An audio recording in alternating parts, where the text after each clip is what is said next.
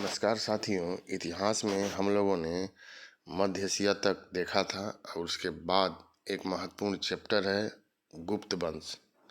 और हम लोग जानते हैं कि प्राचीन काल में गुप्त वंश जो है इस काल को स्वर्ण काल के नाम से संबोधित किया गया है।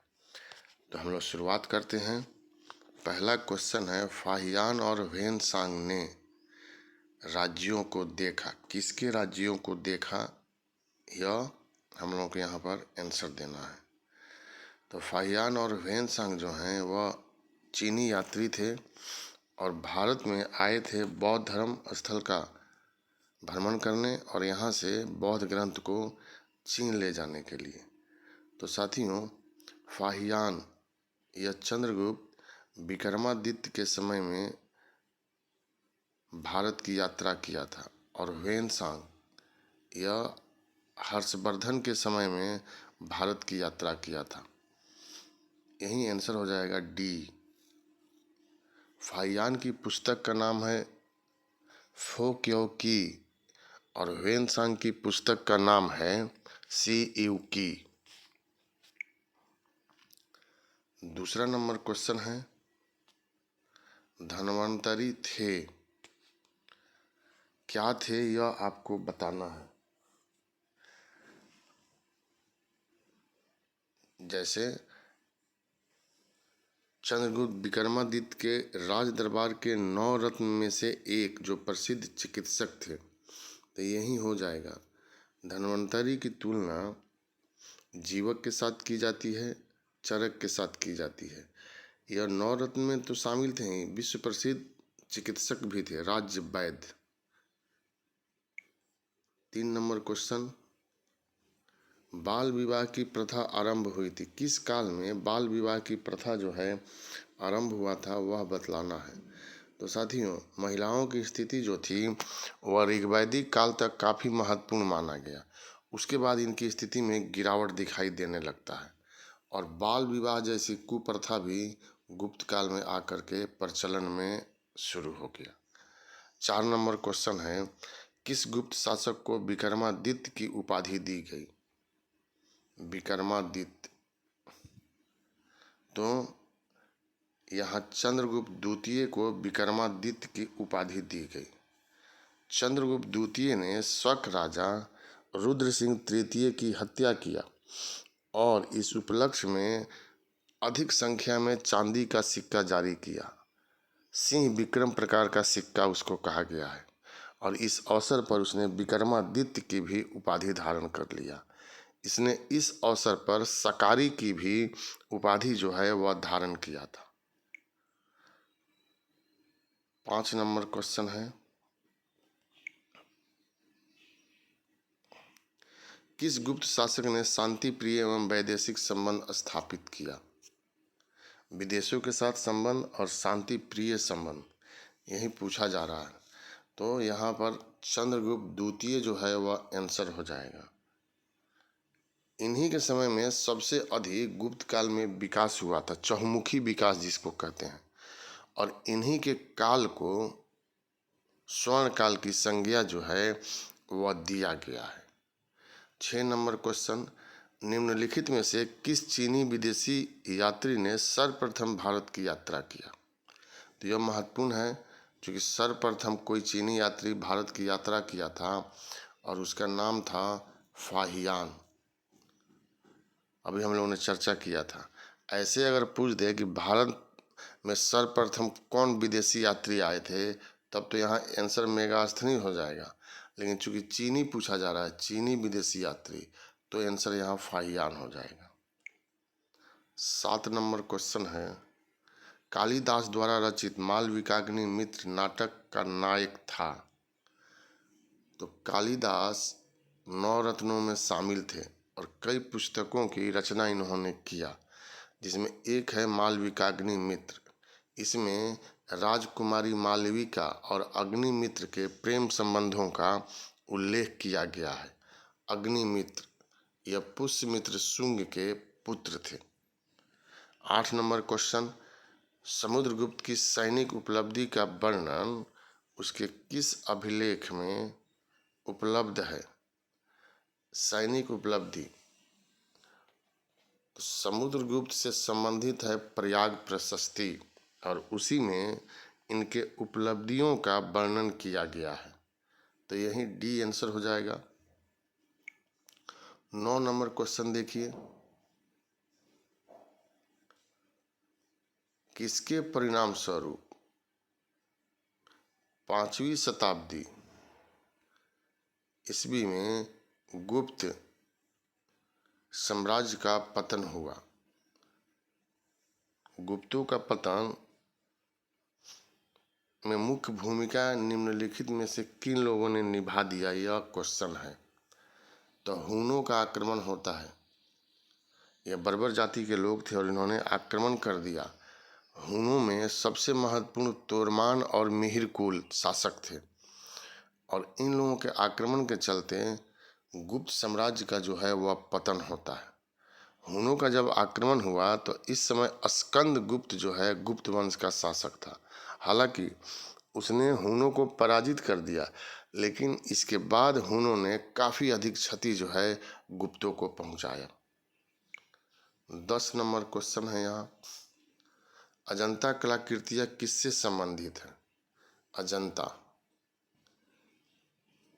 अजंता की चित्रकला जो है वह महाराष्ट्र के औरंगाबाद जिला में स्थित है। साथियों, यहाँ से कुल 29 गुफा चित्रकला मिला है, जिसमें 6 अब सुरक्षित है, और यह जो है गुप्त काल से संबंधित है, जिसमें गुफा संख्या 16 और 17 जो है यह गुप्त कालीन माना गया। 11 नंबर क्वेश्चन,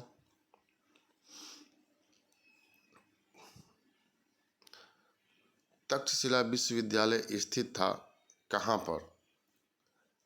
तक्षशिला जो है वह गंधार की राजधानी था। गंधार जो है वह 16 महाजनपद में शामिल था। वहीं गंधार महाभारत काल में जहाँ की गंधारी थी, तो यह वर्तमान में पाकिस्तान में स्थित है। तक्षशिला विश्वविद्यालय की स्थापना राजा तक्ष के द्वारा कराया गया था, और इसी तक्षशिला विश्वविद्यालय में चाणक्य जैसे व्यक्ति, महान व्यक्ति ने शिक्षा जो है वह ग्रहण किया था। 12 नंबर क्वेश्चन, निम्नलिखित वंश क्रम को सजाएं। इसमें बतलाना है कि सबसे पहले वंश कौन था, पुराना, और उसी के हिसाब से आगे बढ़ना है। तो आप यहाँ देख सकते हैं कि सीरियली आपको सजाने के लिए बीपीएससी में भी पूछा जाता है। तो प्राचीन में यहाँ मौर्य वंश का अंतिम शासक था बृहदर्थ, जिसकी हत्या पुष्यमित्र शुंग ने कर दिया और शुंग वंश की स्थापना किया। विकल्प में हम लोग देख रहे हैं कि जो विकल्प आ रहा है, शुंग के बाद यहाँ कुषाण की बात आ रही है, चूँकि मध्य एशिया हम लोग पढ़ चुके हैं, और तब गुप्त वंश। तो ए यहाँ पर आंसर हो जाएगा। 13, कौन सा राजवंश हूनों के आक्रमण से अत्यंत विचलित हुआ?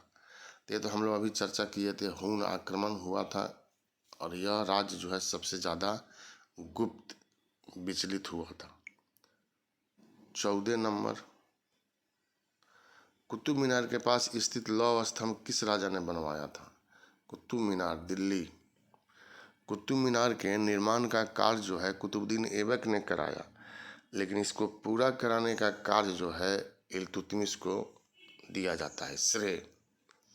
और उसी कुतुब मीनार के पास लौह स्तंभ जो है वह चंद्रगुप्त द्वितीय ने बनवाया था। इसी में चंद्र शब्द का उल्लेख भी किया गया है। यह लौह स्तंभ विज्ञान एवं तकनीकी का जीता जागता जो है वह उदाहरण है। 15 नंबर क्वेश्चन है, गुप्त शासकों द्वारा जारी किए गए चांदी के सिक्के को कहते थे? चांदी के सिक्के को क्या कहते थे? तो सोना का सिक्का गुप्त काल में दिनार कहलाता था, ये भी पूछा जाता है, और चांदी का सिक्का जो है करसापन कहलाता है, करसापन।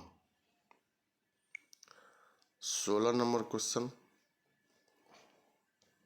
भारतीय संस्कृति का स्वर्ण युग किस काल को कहते हैं? तो ये तो हम लोग चर्चा कर चुके हैं। कला एवं संस्कृति के क्षेत्र में काफ़ी विकास गुप्त काल में हुआ था, तो इसलिए गुप्त काल को कहा गया है। 17 नंबर क्वेश्चन, प्रसिद्ध गुप्त शासक निम्नलिखित में से किस वर्ष शुरू किया गया था? गुप्त संवत। तो चंद्रगुप्त प्रथम गद्दी पर आते हैं और गद्दी पर आने के उपलक्ष्य में वह गुप्त संवत जारी करते हैं। चंद्रगुप्त प्रथम का शासन था 319 से लेकर के 334 ईस्वी, तो यही आंसर हो जाएगा। 319 में इन्होंने गुप्त संवत को जारी किया था। 18 नंबर क्वेश्चन, मेहरौली का लौह स्तंभ किस शासक से संबंधित है? तो मेहरौली का लौह स्तंभ जो है वह चंद्रगुप्त द्वितीय से संबंधित है और इसी में इनके उपलब्धियों का वर्णन जो है वह किया गया है। 19 नंबर, आर्यभट्ट भारत के प्रसिद्ध क्या थे यह बतलाना है।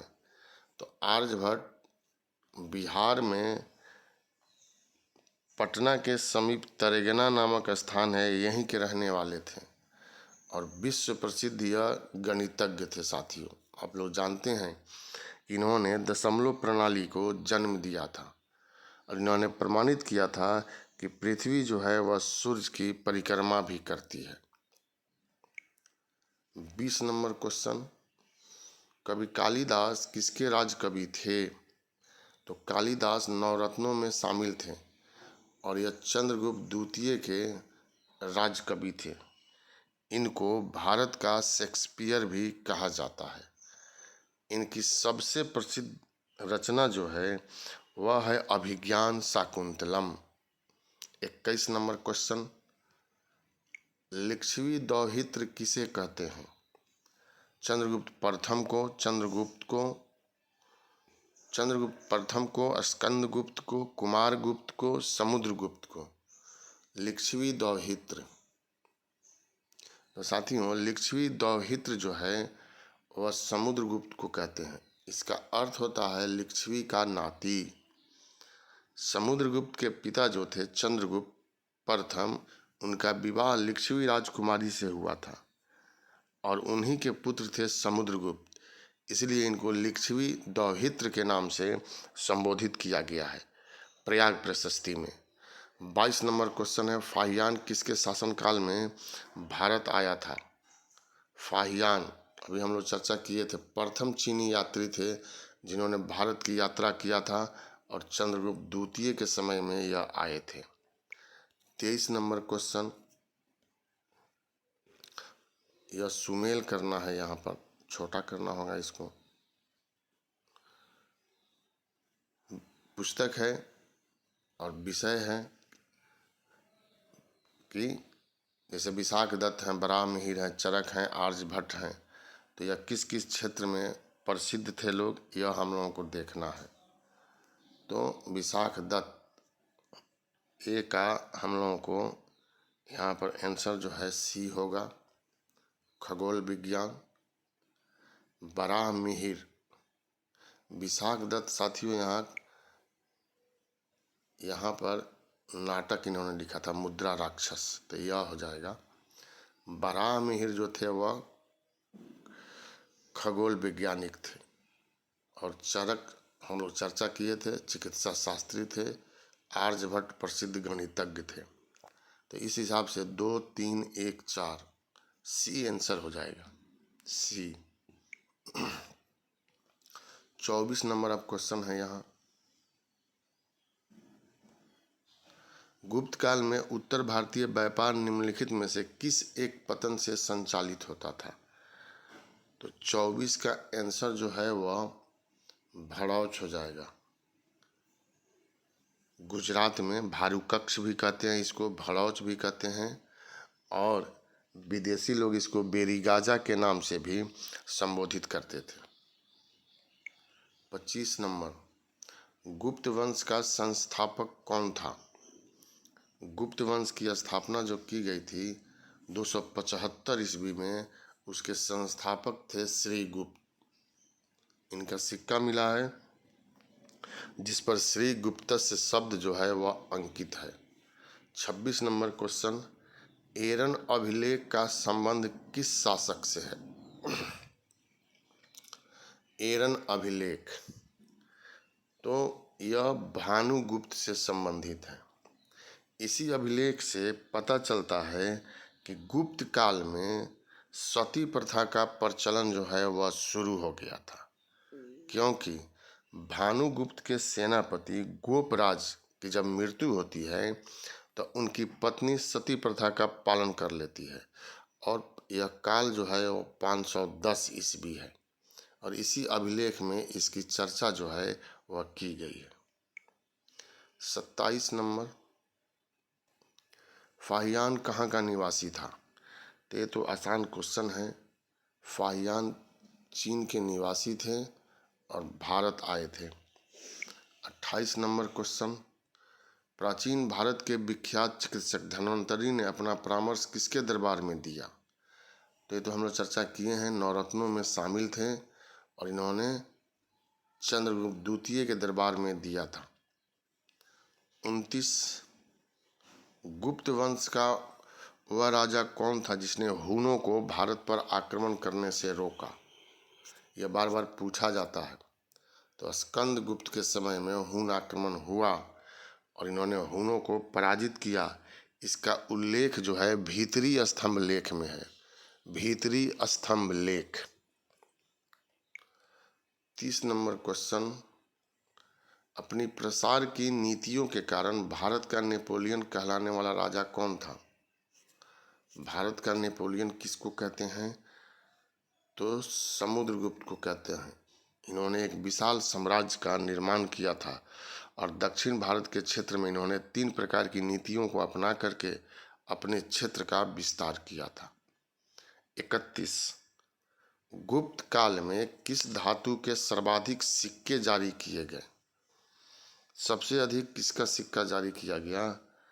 तो सबसे अधिक स्वर्ण सिक्का गुप्त वंश के शासकों ने जारी किया था, लेकिन सबसे अधिक शुद्ध सोने का सिक्का कुषाणों ने जारी किया था। 32,